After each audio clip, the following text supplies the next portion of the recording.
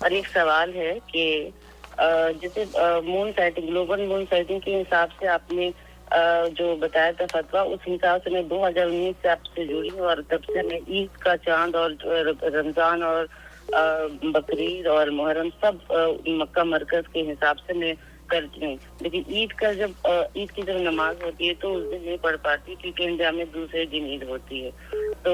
میں کیا کروں؟ اس بارے میں تھوڑا بتا دیجیے گا، دعا کی درخواست ہے، خاص طور سے حضرت جی، شکریہ۔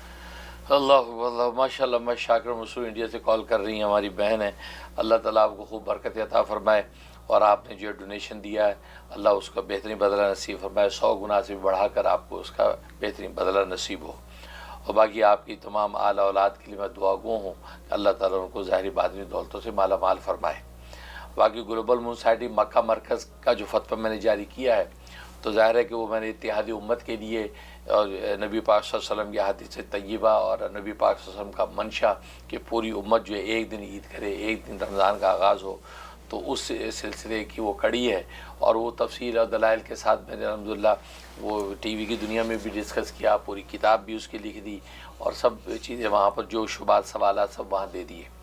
اور یہ گلوبل مون سائٹنگ مکہ مرکز کے عنوان سے فتویٰ ماشاءاللہ مقبول ہوا، امریکہ یورپ میں خاص طور پہ اس کو قبولیت ملی، اور لوگ نے ماشاءاللہ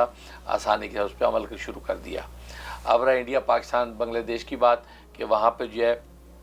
جن ملکوں کے اندر اس پہ عمل ہو رہا ہے، تو ظاہر ہے وہ گلوبل مون سائٹنگ مکہ مرکز کے مطابق عید منائے، رمضان کا آغاز کریں۔ باقی اب انڈیا کے اندر چونکہ وہاں انڈیا کے جو اہل حق علماء اکرام ہیں، تو وہ چونکہ ابھی اپنے لوکل مون سائٹنگ کے حساب سے انہوں نے کمیٹیاں بنا رکھی ہیں، اسی اعتبار سے وہ چاند کو دیکھتے ہیں اور اپنا رمضان عید مناتے ہیں، تو آپ بھی اسی پر عمل کریں فی الحال، کیونکہ جب تک کہ وہ پوری ایکسیپٹنس بین الاقوامی طور پہ نہ ہو جائے، اس وقت تک پھر آپ اگر انڈیا میں ہیں تو انڈیا کے اندر جو ہے اہل حق علماء نے جو فیصلہ کر رکھا ہے، جو وہاں روزہ ہلال کی کمیٹیاں ہیں، اس کے مطابق آپ جو ہے رمضان کا آغاز کریں، اور اسی طریقے سے ان کے مطابق عید منائیں۔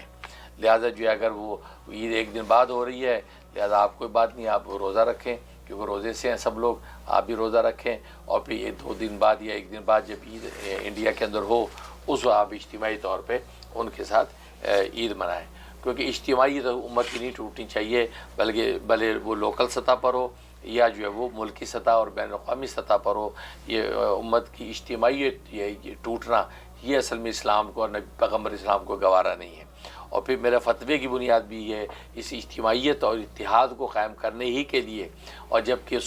ہمیں سنت کا راستہ میں مل گیا، اور جو 32 تقریباً حدیثیں جو ہے، اور 29 حدیثیں تقریباً جو اس حوالے سے ہمیں ملی کہ نبی پاک صلی اللہ علیہ وسلم پوری امت کی ایک دن عید اور ایک دن رمضان کا آغاز چاہتے ہیں،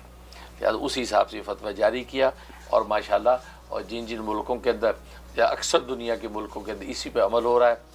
57 مسلم ممالک میں سے تقریباً ایک آدھ کے انڈیا پاکستان کو چھوڑ کے سب پہ اسی پر عمل ہو رہا ہے ماشاءاللہ، اور وہ سعودی رویت کو دیکھ کر اس کے مطابق جو ہے وہ رمضان کا آغاز کرتے ہیں اور جو ہے وہ عید مناتے ہیں، تو آپ بھی لوکل فی الحال جو بھی سیٹ اپ ہے اس کے مطابق چلتی رہیں، الا یہ کہ اللہ تبارک و تعالیٰ وہاں پر بھی گلوبل مون سائٹنگ اور مکہ مرکز کے اعتبار سے